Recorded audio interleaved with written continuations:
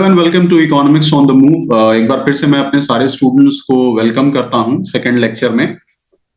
अगर आपने पहला लेक्चर नहीं देखा है तो आप उसको जाइए और देखिए, जिसमें हमने फाइनल गुड और इंटरमीडिएट गुड पे एक डिटेल डिस्कशन किया है। वहां से चीजें बहुत सारी आपको समझ में आएंगी। फाइनल गुड की सब क्लासिफिकेशन कुछ होती है जिसपे आज जल्दी से हम बात कर लेते हैं। और मैं अपने सारे नए स्टूडेंट्स को बताना चाहूंगा कि ये रिविजनरी टॉपिक्स चल रहा है। वैसे तो चैनल पे की प्लेलिस्ट को अगर आप जाके चेक करोगे तो मैक्रो इकोनॉमिक्स की सारे कंटेंट्स अवेलेबल है और क्लास 11th की माइक्रो इकोनॉमिक्स अवेलेबल है। इंडियन इकोनॉमिक डेवलपमेंट के सारे वीडियोस अवेलेबल हैं, प्लेलिस्ट को वहां पे जाके चेक कर लो। ये एक रिविजनरी टॉपिक मैं आपको पढ़ा रहा हूं आने वाले 1.5-2 महीने के लिए, ताकि आप एक बढ़िया सी तैयारी अपनी कर ली। चलिए तो स्टार्ट करते हैं और देखते हैं कि ये क्या है। सबसे पहले फाइनल गुड की अगर मैं बात करूं तो फाइनल गुड को काफी डिटेल में मैंने समझाया कि फाइनल गुड वो गुड होता है जो पूरी तरीके से कंप्लीट होता है, उसमें किसी भी प्रकार की कोई वैल्यू एडिशन की जरूरत नहीं होती है। यहाँ पे मैंने दो बातें और हैं इससे रिलेटेड कि फाइनल गुड वो होता है जो कंजप्शन या फिर इन्वेस्टमेंट पर्पसेस के लिए होता है, जिसको बेसिकली किसी तरीके से बेचा नहीं जाता है या फिर फर्दर ट्रांसफॉर्मेशन में इसका को नहीं किया जाता है। अब फाइनल गुड की अगर हम बात करते हैं तो इसके दो पार्ट हैं, एक कंजप्शन गुड होता है और एक कैपिटल गुड होता है। इसको भी थोड़ा देख लेते हैं। कंजप्शन गुड ऑब्वियसली यहाँ पे कंज्यूमर के पॉइंट ऑफ व्यू से बात हो रही है, और कैपिटल गुड की अगर हम बात करें तो ये देखिए फर्म के पॉइंट ऑफ व्यू से बात हो रही है, यानी किसी बिजनेस के पॉइंट ऑफ व्यू से बात कर रहे हैं, मैन्युफैक्चरिंग यूनिट के पॉइंट ऑफ व्यू से बात कर रहे हैं। सबसे पहले आ जाते हैं, अगर हम कंजप्शन गुड की बात करेंगे तो कंजप्शन गुड में यहाँ पे देखिए इसके कुछ टाइप्स होते हैं कि these refers to those good which directly satisfy the want of consumers. यानी कंजप्शन गुड में वो सारे गुड आते हैं जो कंज्यूमर्स की डायरेक्टली वांट को सेटिस्फाई कर देते हैं। अब इसमें सबसे पहला क्या है, इसमें सबसे पहले आपका ड्यूरेबल गुड्स होता है। ड्यूरेबल गुड्स वो होते हैं जिनकी ड्यूरेबिलिटी थोड़ी ज्यादा होती है, जैसे मान लीजिए टेलीविजन की बात कर लें, रेफ्रिजरेटर्स की बात कर लें। तो these refers to those good which can be used again and again over a considerable period of time, or we can say that these are those good whose durability is very high or can be used for a longer period of time। यानी longer period of time के लिए consumer अपने पास इसको रखता है, उसको use करता रहता है। उसके बाद कंजप्शन गुड की अगर हम बात करें तो यहाँ नेक्स्ट आता है सेमी ड्यूरेबल गुड, यानी पार्शियल। पार्शियल मतलब हम कह सकते हैं कि जिसकी लाइफ स्पैन 1 साल 1.5 साल 2 साल तक होती है। जैसे मान लीजिए कि हमारे वार्डरोब में रखे हुए कपड़े, किचन में रखे हुए बर्तन, या फिर हमारे स्नीकर्स, शूज, फॉर्मल शूज जो होते हैं, सब सेमी ड्यूरेबल गुड्स का पार्ट होते हैं।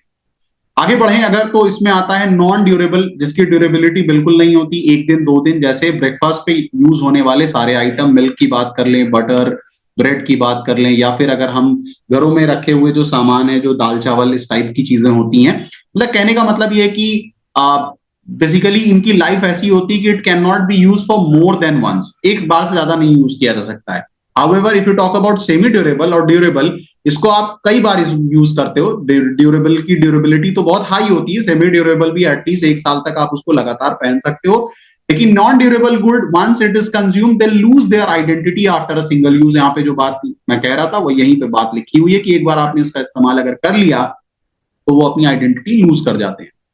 सर्विसेज की बात करें तो सर्विसेज भी एक तरीके का कंजप्शन गुड होता है, जो कि इसके साथ खास बात होगी कि ये क्या होगा, ये एक प्रकार का इंटेंजिबल गुड्स होगा। एक प्रकार का इंटेंजिबल गुड्स होता है जो कि दिखता नहीं है लेकिन गुड्स की कैटेगरी में यूज होता है। ये बाकायदा ह्यूमंस की वांट को सेटिस्फाई भी करता है। इसको आप देख नहीं सकते हो, टच नहीं कर सकते हो। जैसे बैंक द्वारा दी गई सर्विसेज, डॉक्टर द्वारा दी गई सर्विसेज, लॉयर द्वारा, चार्टर्ड अकाउंटेंट द्वारा, टीचर द्वारा, काउंसलर द्वारा, ये सारी की सारी जो सर्विसेज होती है, रेस्टोरेंट में जाते हैं तो वेटर जो सर्विस देता है, ये सारी की सारी सर्विसेज जो होती है that comes under the services, that is और that comes under the category of intangible goods. आगे बढ़ते हैं। अब देखिए यहाँ पे हम कैपिटल गुड की बात कर रहे थे, तो कैपिटल गुड क्या होता है? कैपिटल गुड बता देता हूं पहले। ये देखिए सारी, ये सब कैपिटल गुड है। ये भारी भरकम मशीनें, फैक्ट्रियां, ये सारी चीजें जो होती हैं, उसमें यूज होने वाले तरह तरह के जो इक्विपमेंट्स होते हैं, ये सारे कैपिटल गुड की पार्ट होते हैं। क्यों सारे कैपिटल गुड के पार्ट होंगे? Because they have a lifetime of several years and they can be used for further productive purposes। यानी further productive purposes के लिए इस्तेमाल किया जाता है। इन मशीन की मदद से आप बहुत सारा और बहुत बार और कई बार प्रोडक्शन कर सकते हो।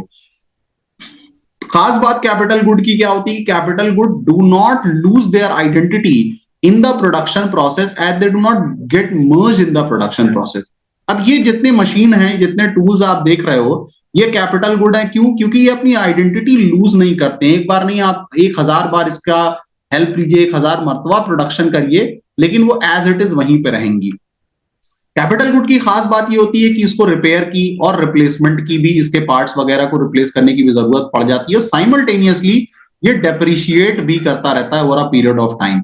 अगली बात की capital good, if it is used by producer it becomes capital good, however if it is used by household it becomes a durable use consumer good। यानी कैपिटल गुड अगर प्रोड्यूसर यूज कर रहा है तब तो वो एक कैपिटल गुड होगा, ठीक है ना, लेकिन वही पर्टिकुलर चीज अगर हाउस होल्ड करेगा तो ड्यूरेबल यूज कंज्यूमर गुड की कैटेगरी में इसको रखा जाएगा। जैसे अगर मैं सीविंग मशीन की बात करूंगा, लास्ट लेक्चर आपने मेरा देखा होगा तो उसमें मैंने सीविंग मशीन की बात की थी। सीविंग मशीन अगर एक टेलरिंग शॉप पे रखी हुई है तो उसकी मदद से आप बहुत बार कई सालों तक प्रोडक्शन करते रहते हो और सीविंग मशीन डेप्रिशिएट लगातार करती रहती है। लेकिन अगर वही same sewing machine household use करता है तो उसको ड्यूरेबल यूज कंज्यूमर गुड की कैटेगरी में रखा जाता है। आगे बढ़ते हैं, तो यहां पे देखिए एक लास्ट बात है जिसके ऊपर भी चर्चा कर लेते हैं, ये एक इंपॉर्टेंट पॉइंट है कि ऑल द प्रोड्यूसर गुड। अब जरा सा यहां पे हम बात कर लेते हैं कैपिटल गुड के अलावा कि ये प्रोड्यूसर गुड क्या होते हैं। तो प्रोड्यूसर गुड बेसिकली वो होते हैं जिनको हम प्रोडक्शन में इस्तेमाल करते हैं। जैसे कोल की बात कर लें, वुड की बात कर लें, ये सब प्रोड्यूसर गुड होते हैं, ठीक है ना। अब देखिए यहां पे अगर हम बात करें तो प्रोड्यूसर, यहां पे लिखा है कि all the producer goods are not capital good. एक बात लिखा है कि generally they are of two type, single use producer good, ठीक है ना। अब सिंगल यूज प्रोड्यूसर गुड की बात करेंगे तो सिंगल यूज प्रोड्यूसर गुड वो सारी चीजें होती है जो रॉ मटेरियल के तौर पे यूज होती है, जैसे कोल हो गया, वुड हो गया। कैपिटल गुड की बात करें तो it include fixed assets like plant and machinery which can be repeatedly used in the production process.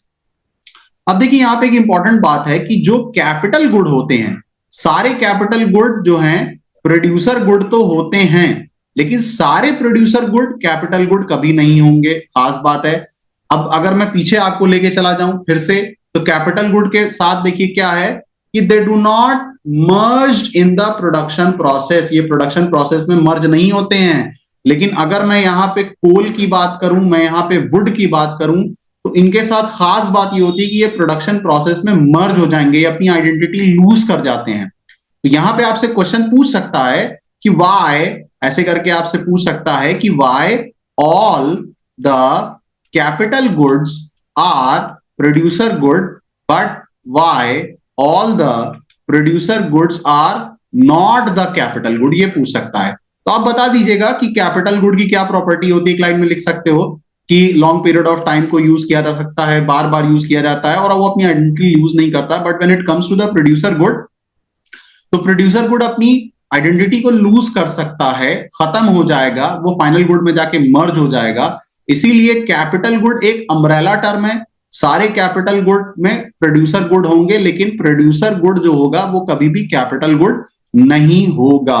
तो ये एक और छोटा सा डिस्कशन था, एक रिवीजन था जो हमने किया, जिसमें हमने कंजप्शन गुड और कैपिटल गुड पे बात किया। कंजप्शन गुड पे मैंने बताया कि उसमें 4 पार्ट होते हैं, ड्यूरेबल होता है, सेमी ड्यूरेबल होता है, नॉन ड्यूरेबल होता है, सर्विसेज होता है। और कैपिटल गुड की कुछ मैंने प्रॉपर्टी बताई और साथ में ये भी बताया आपको कि कैपिटल गुड और प्रोड्यूसर गुड अलग होता है। कैपिटल गुड, सारे कैपिटल गुड प्रोड्यूसर गुड होते हैं, लेकिन सारे प्रोड्यूसर गुड कैपिटल गुड नहीं होते हैं। So that was all about from this very lecture in which we talked about some basic terminologies relating with the national income। तो students ये कुछ टॉपिक था जिस पे हमने बात किया। नेक्स्ट लेक्चर में कुछ और इश्यूज पर डिस्कस करेंगे। So keep on watching the economics on the move और keep on sharing the channel also, and we will keep on uploading the videos one after another so that you can have a very good revision of entire topic of macroeconomics and also the Indian economic development. So thank you for watching economics on the move.